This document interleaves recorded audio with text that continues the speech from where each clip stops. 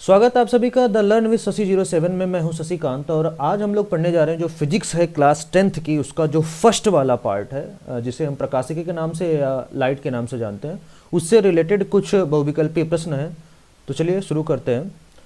ठीक है, देखिए जो पहला क्वेश्चन है आपका कि उत्तल दर्पण का मुख्य उपयोग किस लिए किया जाता है। जो उत्तल दर्पण होता है ना, उसका मुख्य उपयोग किया जाता है, ऑप्शन है सेविंग के लिए, दंत चिकित्सक द्वारा, या ऑप्शन सी वाहनों में पीछे देखने के लिए, डी है प्रोजेक्टर में। तो इसका इस्तेमाल किया जाता है ऑप्शन नंबर सी, वाहनों में पीछे देखने के लिए। जो आपके बाइक हैं, कार्स हैं, इसमें जो पीछे देखने के लिए जो मिरर लगाया जाता है वो आपका उत्तल दर्पण ही, कॉन्वेक्स मिरर ही होता है। ठीक है, सेकंड वाला क्वेश्चन आपका कि अवतल दर्पण में वस्तु को फोकस और ध्रुव के बीच रखने पर बनने वाला प्रतिबिंब कैसा होता है। तो ये देखो आपका जो है अवतल दर्पण द्वारा बनने वाले प्रतिबिंब का जो लास्ट वाला केस है उसको आप देखेंगे कि जब वस्तु F और P के बीच स्थित होती है, तो ये आपकी वस्तु हो गई, ये F और P के बीच स्थित है, तो जो पहले तो F से चली जाएगी और दूसरी जो है आपको यहाँ से गुजार देते हैं, और जो प्रतिबिंब बनेगा वो प्रतिबिंब आभासी बनता है, सीधा बनता है और वस्तु से बड़ा बनता है। तो इसका ऑप्शन नंबर डी आपका सही हो जाएगा। देखो प्रतिबिंब अगर आभासी है तो वो सीधा बनेगा, अगर वास्तविक है तो उल्टा बनेगा, ये कंफर्म है। ठीक है, तो कभी भी वास्तविक और सीधा प्रतिबिंब नहीं बन सकता और कभी भी आभासी और उल्टा नहीं बनेगा। जब भी आभासी बनेगा सीधा बनेगा और जब भी वास्तविक बनेगा उल्टा बनेगा। ठीक है, नेक्स्ट क्वेश्चन है कि उत्तल लेंस की फोकस दूरी f का मान होता है। तो जो उत्तल लेंस है उसकी फोकस दूरी f का मान है सदैव ऋणात्मक, सदैव धनात्मक, कभी धनात्मक कभी ऋणात्मक या शून्य। तो चाहे उत्तल लेंस हो चाहे उत्तल दर्पण हो, उसकी फोकस दूरी हमेशा धनात्मक होती है। ठीक है, तो ऑप्शन नंबर बी इसका सही हो जाएगा, सदैव धनात्मक। नेक्स्ट क्वेश्चन है कि मानव नेत्र में किस भाग द्वारा प्रकाश की मात्रा नियंत्रित की जाती है। तो जो मानव नेत्र का पार्ट होता है आइरिस, ठीक है, आइरिस वही डिसाइड करती है कि अंदर कितना लाइट जाएगी, कितना प्रकाश जाएगा, कितना नहीं। तो ऑप्शन नंबर डी इसका सही हो जाएगा कि जो आइरिस होती है वही प्रकाश की मात्रा को नियंत्रित करती है। चलते हैं नेक्स्ट क्वेश्चन में कि निकट दृष्टि दोष मायोपिया को किस लेंस द्वारा ठीक किया जाता है। तो जो आपका निकट दृष्टि दोष है मायोपिया, निकट दृष्टि दोष में देखो हमें निकट की चीजें दिखाई देती हैं, दूर की चीजें हमें नहीं दिखाई देती। ठीक है, इसमें हम इस्तेमाल करते हैं अवतल लेंस। किस लेंस का इस्तेमाल करते हैं हम? अवतल लेंस। ठीक है, और निकट दृष्टि दोष को इंग्लिश में मायोपिया कहते हैं। तो कहीं लिखा होगा तो मायोपिया, तो कंफ्यूज मत होइएगा। ठीक है, निकट दृष्टि दोष मायोपिया और दूर दृष्टि दोष हाइपरमेट्रोपिया। ठीक है, तो नेक्स्ट क्वेश्चन है कि दूर दृष्टि दोष में व्यक्ति स्पष्ट देख पाता है।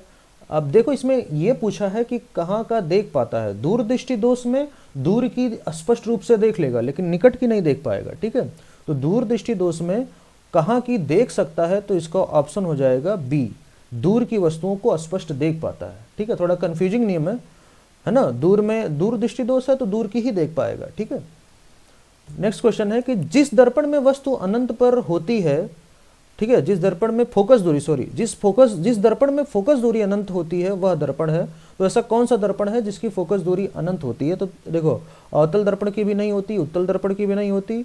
ऑप्शन नंबर सी जो समतल दर्पण है ना, इसकी फोकस दूरी आप कह लीजिए चाहे वक्रता त्रिज्या कह लीजिए, दोनों फोकस दूरी भी अनंत होती है और वक्रता त्रिज्या भी अनंत होती है। ठीक है, नेक्स्ट क्वेश्चन है आपका कि क्वेश्चन नंबर 8 कि सबसे अधिक विचलन किस रंग का होता है।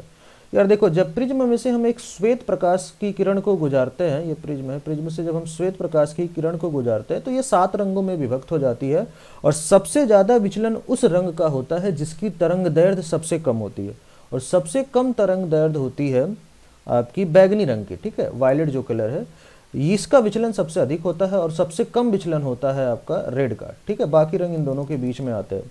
तो सबसे कम पूछे किसका विचलन होता है, तो सबसे कम विचलन होता है रेड कलर का, और सबसे अधिक विचलन पूछे किसका होता है, तो सबसे अधिक विचलन होता है वायलेट कलर का। ठीक है, नेक्स्ट क्वेश्चन है कि द्विफोकसीय लेंस का उपयोग किया जाता है। देखो द्विफोकसीय लेंस है इसका उपयोग किया जाता है मायोपिया में, हाइपरमेट्रोपिया में, प्रेसबायोपिया में या रंग अंधता में, रंग अंधता या वर्णांधता। ठीक है, मायोपिया देखो अब दृष्टि दोष हमने हिंदी में पढ़ा है, तो द्विफोकसीय लेंस का उपयोग किया जाता है जरा दृष्टि दोष में। ठीक है, और जो जरा दृष्टि दोष है उसी को इंग्लिश में कहते हैं प्रेसबायोपिया। क्या कहते हैं? प्रेसबायोपिया। तो यहाँ पर आपका ऑप्शन नंबर सी सही हो जाएगा, प्रेसबायोपिया। ठीक है, उसके बाद नेक्स्ट क्वेश्चन है कि बैगनी रंग का विचलन अधिक होता है क्योंकि, मैंने बताया ना किसका जो विचलन अधिक होगा, जिसकी तरंग दैर्ध्य सबसे छोटी होगी। तो बैगनी जो आपका बैगनी रंग है उसकी तरंग दैर्ध्य सबसे कम है ना, तो इसका भी ऑप्शन नंबर सी हो जाएगा क्योंकि उसकी तरंग दैर्ध्य सबसे कम है, और किसका विचलन सबसे कम होता है? जिसकी तरंग दैर्ध्य सबसे अधिक होती है, तो वो है लाल रंग। लाल रंग की तरंग दैर्ध्य सबसे बड़ी होती है, इसलिए उसका विचलन सबसे कम होता है। नेक्स्ट क्वेश्चन है कि परावर्तन की किस घटना के कारण आकाश नीला दिखाई देता है?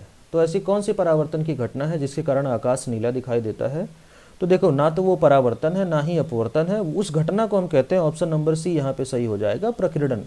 प्रकीर्णन के कारण जो आकाश का रंग है वो नीला दिखाई देता है। ठीक है। क्वेश्चन नंबर 12 है कि एक लेंस की क्षमता +2 डायोप्टर है और इसकी फोकस दूरी सेंटीमीटर में होगी। लेंस की क्षमता कितना दी है? लेंस की क्षमता दी है +2, कितना दिया है? +2 डायोप्टर। ठीक है। अब देखो, अब फार्मूला क्या होता है? P बराबर होता है 100/f। ठीक है। अगर और 100 क्या है? 100 फोकस, जो F क्या है? सेंटीमीटर, और 100/f हम तब करते हैं जब ये आपकी सेंटीमीटर में हो। ठीक है। अगर मीटर में होती तो 1/f, तो अभी डाटा सब कुछ सेंटीमीटर में है, तो P की वैल्यू है 2। ठीक है। और 100/f, f को उधर भेजेंगे, 2 + 2 को इधर लाएंगे, तो कितना हो जाएगा? F बराबर 100/+2, और इसको हम कट करेंगे तो हमें क्या मिलेगा? हमें मिलेगा +50। ठीक है। तो +50, तो ऑप्शन नंबर आपका हमारा सही हो जाएगा ए। ऑप्शन नंबर ए सही हो जाएगा।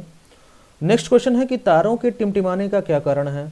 ऑप्शन ए प्रकाश का प्रकीर्णन, प्रकाश का परावर्तन, नेक्स्ट ऑप्शन वायुमंडलीय अपवर्तन, और लास्ट ऑप्शन है इनमें से कोई नहीं।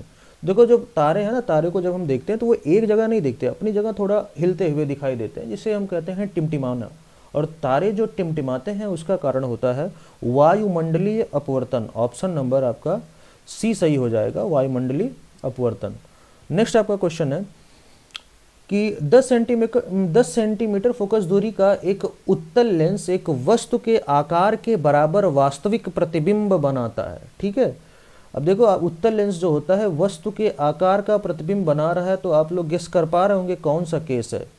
जब वस्तु 2f पर स्थित होती है।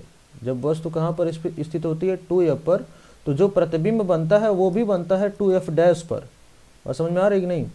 एक f से निकल जाएगी आपकी, ठीक है, और एक बीच से निकाल दो, तो जो प्रतिबिंब बनेगा आपका, जहाँ ये कट करेगी, वो भी वस्तु प्रतिबिंब भी 2f पर ही बनता है। तो जितना लेंस से वस्तु की दूरी होगी उतना ही लेंस से प्रतिबिंब की दूरी होगी। ठीक है। तो इस केस में फोकस दूरी आपकी f कितना है? f 10 है, तो 2f कितना हो जाएगा आपका? 20 इधर और 20 इधर, मिलकर के 20 और 20 40 सेंटीमीटर इसका सही ऑप्शन है। ऑप्शन नंबर आपका डी। ठीक है। नेक्स्ट क्वेश्चन है कि नेत्र की फोकस दूरी में परिवर्तन किया जाता है। देखो, नेत्र की फोकस दूरी में परिवर्तन कौन करता है? पुतली नहीं करती, परितारिका नहीं करती, रेटिना तो बिल्कुल नहीं करती। यह काम होता है पक्षमाभि मांसपेशियों का। यही नेत्र लेंस पर दबाव डाल करके उसके आकार को परिवर्तित करते हैं, और जिसके कारण उसकी फोकस दूरी बदलती है। और यही इसी फोकस दूरी को बदलने की क्षमता को हम कहते हैं नेत्र की सामंजन क्षमता। तो ऑप्शन नंबर डी सही हो जाएगा। नेक्स्ट क्वेश्चन है कि प्रकाश की चाल अधिकतम कहाँ होती है? देखो, प्रकाश की चाल सबसे ज़्यादा वहाँ पर होगी जिसका अपवर्तनांक सबसे कम होगा। तो सबसे कम अपवर्तनांक होता है निर्वात का। ऑप्शन नंबर सी, निर्वात का अपवर्तनांक सबसे कम होता है। ठीक है। तो उसमें प्रकाश की चाल सबसे अधिक होगी। नेक्स्ट क्वेश्चन आपका कि अवतल दर्पण के सम्मुख ध्रुव और फोकस के बीच एक वस्तु, ये तो क्वेश्चन रिपीट हुआ है कि अवतल दर्पण है, उसके लास्ट वाला वही केस, प्रतिबिंब सीधा बनेगा, बड़ा बनेगा, आभासी बनेगा। तो ऑप्शन नंबर बी इसका हो जाएगा। ये क्वेश्चन रिपीट हुआ है, पहले भी आया था एक बार, तो बी वाला सही होगा, सीधा, बड़ा और आभासी। नेक्स्ट क्वेश्चन है कि दूर दृष्टि दोष के लिए कौन सा लेंस प्रयोग करते हैं? देखो, दूर दृष्टि दोष में हमें दूर की चीज़ें तो दिखाई देती है, लेकिन पास की चीज़ें नहीं दिखाई देती, और इसके लिए हम प्रयोग करते हैं आपका उत्तल lens. Option number B. Next question है कि उत्तल दर्पण से प्रतिबिंब सदैव बनता है। उत्तल दर्पण से जो प्रतिबिंब कहाँ बनता है? उसका तो एक ही फेमस केस है कि उत्तल दर्पण हम यहाँ पे लगा दे। अगर उत्तल दर्पण वाला जो केस है वो क्या है कि वस्तु कहीं भी रखी हो, प्रतिबिंब हमेशा P और F के बीच में बनता है।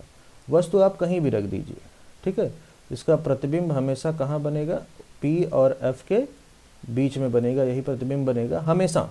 तो ध्रुव और फोकस के बीच में। तो ऑप्शन नंबर इसका सी सही हो जाएगा। नेक्स्ट क्वेश्चन है कि एक श्वेत प्रकाश जब प्रिज्म से गुजरता है तो निर्गत प्रकाश में प्रिज्म के आधार से दूरस्थ प्रकाश का रंग होता है। फिर वही वाला क्वेश्चन आ गया है कि मान लो आपका प्रिज्म से एक श्वेत प्रकाश गुजर रहा है, तो ये 7 रंगों में बट जाएगा, तो ये जो प्रिज्म का आधार है, इससे सबसे दूर कौन कलर होगा? सबसे पास तो होगा बैगनी, वायलेट, ठीक है, और सबसे दूर इसमें होता है रेड, क्योंकि उसका जो अपवर्तन है वो सबसे कम होता है। तो ऑप्शन नंबर आपका सही हो जाएगा, सबसे दूरस्थ हो जाएगा लाल, ऑप्शन नंबर ए, ठीक है।